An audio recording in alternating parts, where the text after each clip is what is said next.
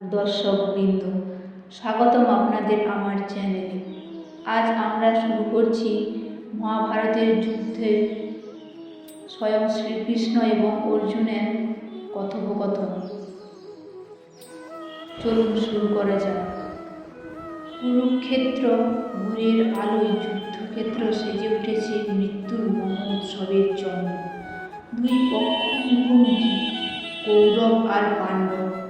রথে দাঁড়িয়ে আছে মহাবীর অর্জুন, হাতে ধনু, তীর সদা প্রস্তুত, আর তার রথের সারথি স্বয়ং শ্রীকৃষ্ণ। অর্জুন গভীর কিন্তু দ্বিধাগ্রস্ত কণ্ঠে শ্রীকৃষ্ণের উদ্দেশ্যে বললেন, হে কৃষ্ণ, এই ময়দানে আমি দেখি আমার বোন, আমার ভাই, আমার আত্মীয় স্বজন। কেমন করে আমি তাদের উপর তীর ছুঁড়ি?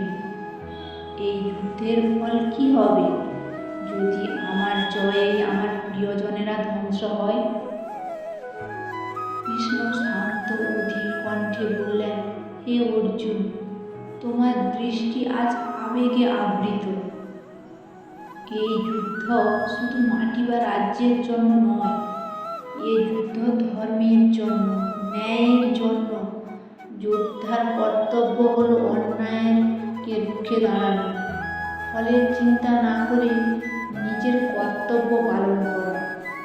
এই শুনে অর্জুন দুঃখ মিশ্রিত কণ্ঠে বললেন, কিন্তু কৃষ্ণ, আমার হৃদয় দুর্বল হয়ে পড়েছে, ধনুক হাত থেকে পিছলে যাচ্ছে, আমি যুদ্ধ করবো কিনা বুঝতে পারছি না।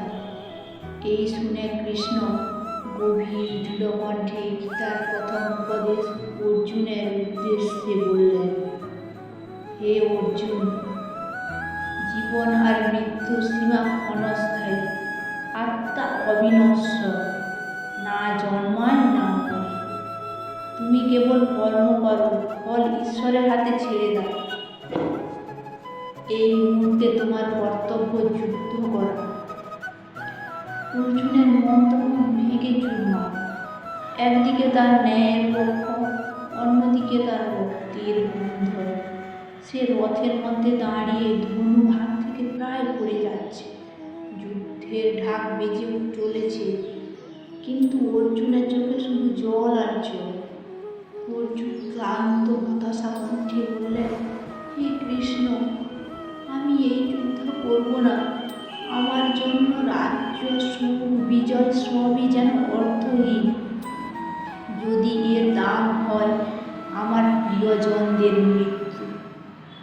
আমি বরং ভিক্ষা করে বাঁচব, কিন্তু এই রক্তক্ষয়ী যুদ্ধ নয়। এই বলে অর্জুন রথে বসে এবং ধনুক হাত থেকে নামিয়ে রাখেন। কৃষ্ণ এই দেখে দৃঢ় কিন্তু স্নেহময়ী কণ্ঠে বললেন, হে অর্জুন, তোমার এই দ্বিধা ক্ষণস্থায়ী, কিন্তু এর প্রভাব হতে পারে চিরস্থায়ী। তুমি একজন ক্ষত্রিয়, তোমার ধর্ম যুদ্ধক্ষেত্রে অন্যায়কে রুখে দাঁড়ানো, পালিয়ে যাওয়া হচ্ছে কাপুরুষের কাজ। অর্জুন দ্বিধাগ্রস্ত হয়ে উঠল, বলল, হে কৃষ্ণ, তুমি বলছো কর্তব্য, অথচ আমার কর্তব্যই যদি অন্যের প্রাণ নেয়, তবে তা কি সত্যিই ন্যায়?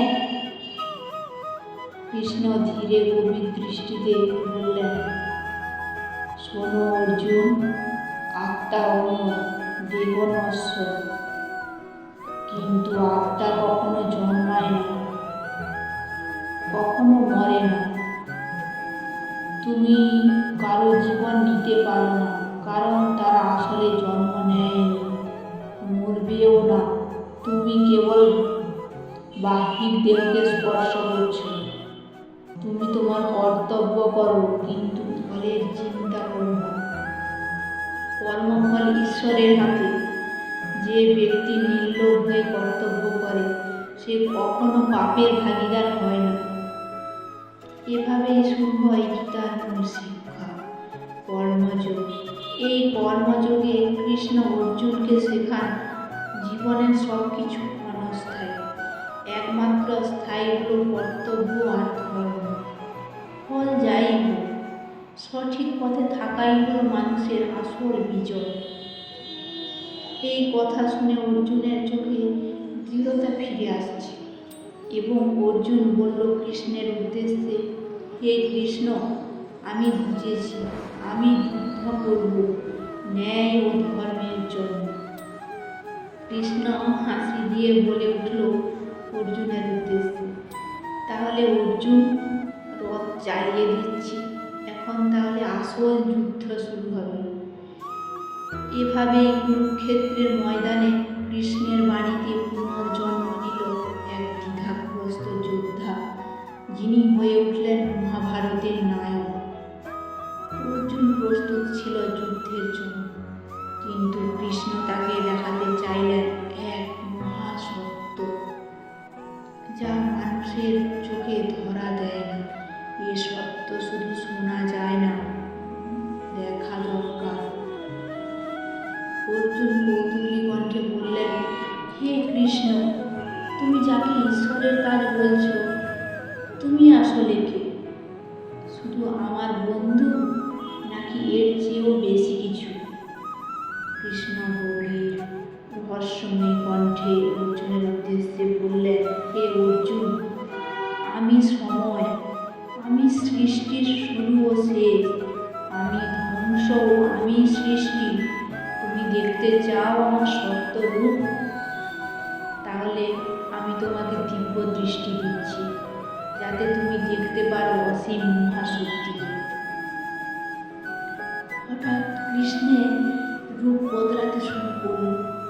এক শরীরে হাজার হাজার মুখ, কোটি কোটি চোখ, অগণিত হাত, দেবতা, ঋষি, নক্ষত্র সব তার মধ্যে। তিনি সূর্যের মতো দীপ্তমান, কিন্তু হাজার সূর্যের চেয়েও প্রখর। অর্জুন আতঙ্কিত বিস্মিত কণ্ঠে বললেন, হে কৃষ্ণ, তোমার এই রূপ ভয়ঙ্কর, কিন্তু অপার মহিমায়। আমি দেখি সব সেনা, সব রাজা তোমার মধ্যে প্রবেশ করছে, যেন নদী সাগরে মিলিয়ে যাচ্ছে। কৃষ্ণ অসীম কণ্ঠে অর্জুনের উদ্দেশ্যে বললেন, হে অর্জুন, আমি কাল, সময়ের গতি, যা সব কিছুকে ধ্বংসের দিকে নিয়ে যায়। যারা এখানে আছে তারা আমার ইচ্ছে মতোই ইতিমধ্যে গঠিত হচ্ছে। তুমি শুধু বাহানা, উঠে দাঁড়াও, তোমার কর্তব্য সম্পন্ন করো।